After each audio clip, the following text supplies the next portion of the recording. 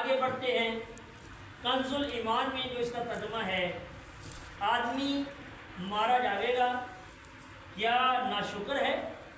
اسے کاہے سے بنایا؟ پانی کی بوند سے اسے پیدا فرمایا، پھر اس طرح طرح کے اندازوں پر رکھا، پھر اسے راستہ آسان کیا، پھر اسے موت دی، پھر قبر میں رکھوایا، پھر جب چاہا اسے باہر نکالا. اور اسی طرح ترجمہ کنز العرفان، آدمی مارا جائے، کتنا ناشکرا ہے وہ، اللہ نے اسے کس چیز سے پیدا کیا؟ ایک بوند سے اسے پیدا فرمایا، پھر اسے طرح طرح کی حالتوں میں رکھا، پھر راستہ آسان کر دیا اسے، پھر اسے موت دی، پھر اسے قبر میں رکھوایا، پھر جب چاہے گا اسے باہر نکالا. حضرات وقار، آج میں آپ کو یہ بات پہلے بھی بتا چکا ہوں، میرے آقا نے یہ قرآن کی حقانیت، قرآن کی سچائی یہ بھی میں بتانے لگا ہوں جو اللہ تعالیٰ نے ہمیں عطا کیا ہے. قرآن توجہ ہے نا. لیکن آج کا مسلمان بڑا فخر کرتا ہے سائنس کے اوپر، بڑا گھمنڈ کرتا ہے کہ سائنس نے یہ بتا دیا، سائنس نے یہ بتا دیا، سائنس نے یہ بتا دیا.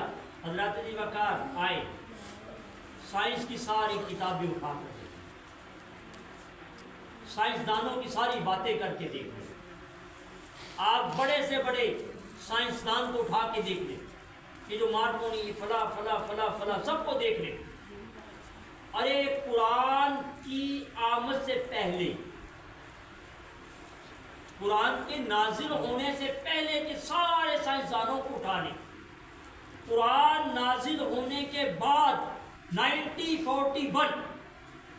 1941 تک سارے سائنسدانوں کو پڑھ لیں. آپ ان سائنسدانوں سے پوچھیں تمہارا علم کہاں ہے، تمہارا علم کہاں ہے کہ تم نے جو قرآن یہ بات بتا رہا ہے، پیدائشی عمل کی باتیں قرآن بتا رہا ہے. قرآن کی نازل ہونے سے پہلے کسی کتاب نے، کسی سائنسدان نے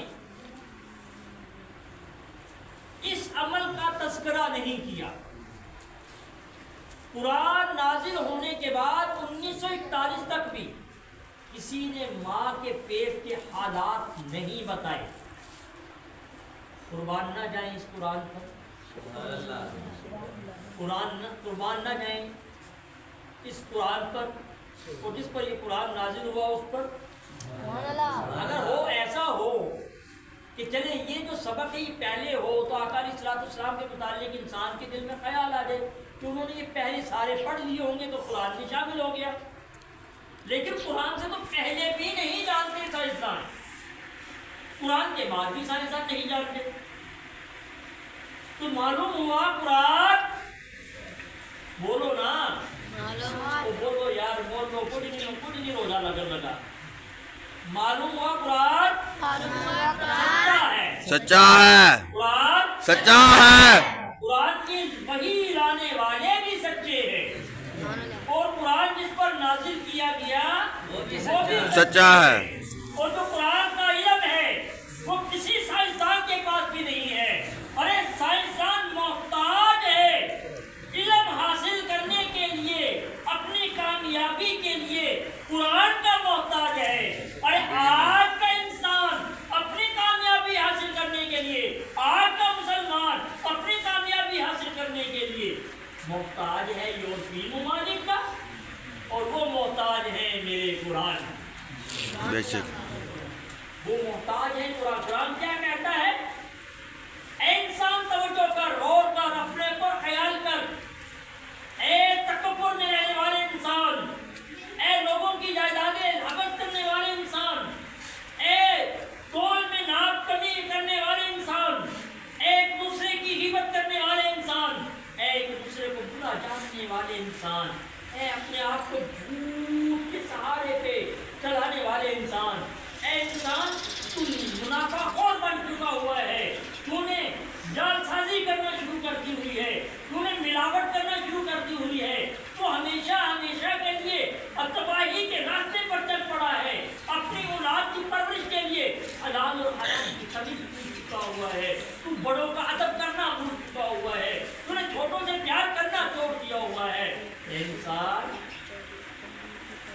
تو کر. قرآن کہہ رہا ہے, میں نہیں کہہ رہا ہوں. قرآن کہتا ہے اے انسان سے اٹھ تو کر, اے تکبر والے انسان سے اٹھ تو کر, اے دل دکھانے والے انسان غور تو کر, اے جھوٹ بولنے والے انسان غور تو کر, اے غیبت کرنے والے انسان غور تو کر, اے اکڑ کے چلنے والے انسان غور تو چل. اپنے سے نیچوں کے ساتھ غلیظ سلوک کرنے والے انسان غور تو کر. تو بنا کیسے ہے؟ منی نجس پانی کا قطرہ, وہ ہے تیری حقیقت, وہ ہے تیری حقیقت. حقیقت کہ جس سے تو نفرت کھاتا ہے اسی سے تو بنا دیا گیا ہے. اللہ تعالی وقار جب یہ نطفہ پیدا ہوتا ہے, یہ قرآن کہہ رہا ہے, اس کی تفصیل یہی ہے, یہ اس کا مطلب یہی ہے کہ جب یہ نطفہ پیدا ہو جاتا ہے, اب نطفہ جب ماں کے رحم میں داخل ہو جاتا ہے تو اسی وقت اسی لمحے انسان کی زندگی کا سارا فیصلہ ہو جاتا ہے. سبحان اللہ. میں آسان کر دیا جاتا ہے, یعنی پہلے اسے بنا دیا جاتا ہے, اسے وہاں پہ رکھا جاتا ہے ماں کے پیٹ کے اندر. پہلے تو وہ ایک نطفہ ہی ہوتا ہے, پھر وہ روٹا بھی بنتا ہے, پھر اس کے ہاتھ اور پاؤں اور یہ ساری چیزیں بھی بنائی جاتی ہیں. کیسے اللہ تعالیٰ نے کہ ایک بوند سے پیدا فرمایا, پھر اسے طرح طرح کی حالتیں کون سی ہیں؟ طرح کی حالتیں یہی ہیں کہ پھر انسان کو خون کی صورت اور پھر گوشت کے ٹکڑے کی صورت اور پھر اس کے ہاتھ پاؤں اور دیگر اعضاء بنا دیے جاتے ہیں. لقد خلقنا الانسان فی احسن تقویم, اور ہم نے انسان کو احسن طریقے سے پیدا کرنا. جائیے اس کے عظمتوں پر ایک طریقے سے اسی لمحے اللہ تبارک و تعالیٰ بتا دیتا ہے کہ اب یہ پیدا ہونے والا, اب یہ ابھی نطفہ ہوا ہے. قرآن بتا رہا ہے کہ پھر پتہ لگ جاتا ہے کہ یہ پیدا ہونے والا لڑکا ہے یا لڑکی ہے. اس پیدا ہونے والے کا رنگ گورا ہوگا یا کالا ہوگا, اسے تعلیم کی بلند و بالا سارا علم حاصل کر دیا جائے گا, یہ جاہل رہے گا. اس کا انداز کیا ہوگا, یہ تکبر والا ہوگا یا یہ عشق والا ہوگا, اس ساری باتیں یعنی آسان کر دیا. اور اسے ساری زندگی بھی اس کا موت کا وقت بھی, پھر اسے موت دی جائے گی. اسی ہمیں فائنل کر دیا گیا. نطفہ داخل ہوا ماں کے پیٹ میں, اور وہاں ساری اس کی ہسٹری لکھ دی گئی کہ اب اسے گورا رنگ مل جائے گا, اب اسے اعلیٰ تعلیم مل جائے گی, اب اس کا رنگ نانکے پر چلا جائے گا, اب اس کا رنگ دادکے پر چلا جائے گا, اب یہ آنے والا بڑوں کا ادب کرنے والا ہوگا, اب یہ آنے والا چھوٹوں سے پیار کرنے والا ہوگا. یہ سارے فیصلے کر دیے گئے. اور پھر اسے یہ بھی بتا دیا گیا کہ ایک دن, 2 دن, 1 ماہ, 2 ماہ, 2 سال, 10 سال, 20 سال, 100 سال, کتنی لمحہ اس کی زندگی ہے, یہ بھی اس کی فائنل اسی وقت کر دیا. اور پھر اسے یہ بھی بتا دیا, آہا سبحان اللہ, کیا شان ہے یارو, کتنا مہربان ہے اللہ یارو, سبحان اللہ, کہ اسے قبر میں رکھوایا. یہ بڑی بات ہے, تو کسی بات نہیں ہے. دوستوں ذرا غور کرو, ذرا توجہ کرنی ہے میری طرف. ارے یہ جو چرند پرند ہوتے ہیں, ارے یہ جو چوپائے جانور ہوتے ہیں, ارے جب ان کا وقت آتا ہے, جب یہ اس دنیا سے چلے جاتے ہیں, جب یہ رستوں میں پڑے ہوتے ہیں, ذرا مجھے بتائیں کیا ان کو قبر میں رکھوایا جاتا ہے؟ ارے ان مردار کو کھاتے ہیں پرندے دوسرے آ کے, ان کے جسموں کی بے حرمتی ہوتی ہے, کہیں سڑکوں پر پڑے ہیں, کہیں گلیوں میں گل سڑ رہے ہیں, کہیں گھروں میں گل سڑ رہے ہیں. قربان جائیے میرے اللہ پر. میرے اللہ نے انسانیت پر احسان کیا, آدمیت پر احسان کیا. ارے آدم کو قبر میں رکھوا دیا, سبحان اللہ, جسم اطہر کو محفوظ کر دیا, جسم کو محفوظ کر دیا. اب جب قبر میں رکھ لیا جائے گا تو اس کی بے حرمتی تو نہ ہوگی نا. وہی ماں باپ, وہی بہن بھائی, وہی بیٹے, وہی رہنے والے, وہی سہنے والے. ارے جو ایک لمحہ انسان کی روح نکل جاتی ہے۔